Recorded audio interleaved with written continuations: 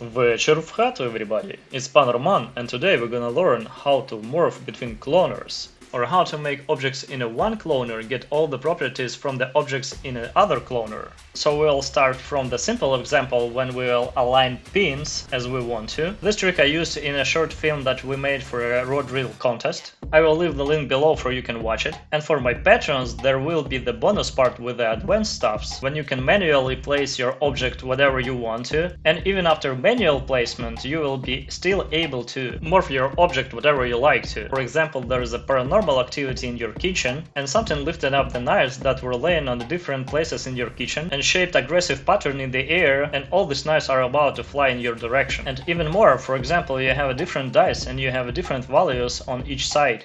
And after the throw, when you can even use the dynamic system, you need to place them somehow in the pattern, but you don't want to change sides after throw and keep them. And it's also available, and I will show you how to do it if you're my patron.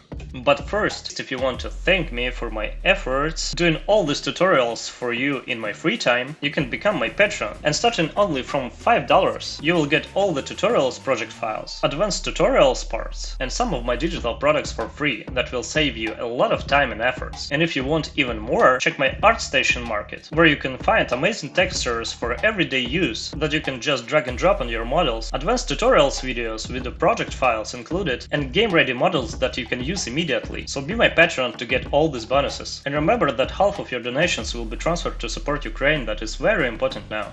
So here we are in Cinema 4D, and you can find the pin model in the linked project if you are my patron. By the way, it's really nice and made for Octane render, so you can use it in any of your project. Let's put it in a cloner. By the way, you can use any mode you like to. This time I will use a honeycomb. And let's change count to 6. And I will rename cloner as aligned. Then let's duplicate this cloner and turn off the previous one. After I will rename new cloner as a random and apply random factor on it. Add some randomness, add push apart factor, and the most important, the inheritance. That's our magic component. Put the align cloner as an object in inheritance and check on morph motion object. Now you can play with the strengths where 0 is our cloner number 1 and 100% is our cloner number 2, and we can morph between them. And it's absolutely procedural. For example, I will change the mode to grid in our align cloner, and even I will add some rows and change the pattern, and even now when we have not enough pins to cover all the pattern, it will work. Moreover, you can control the numbers of your pins in a random cloner, and the maximum will be the clone number in an align cloner. Also, you're still able to change randomizers.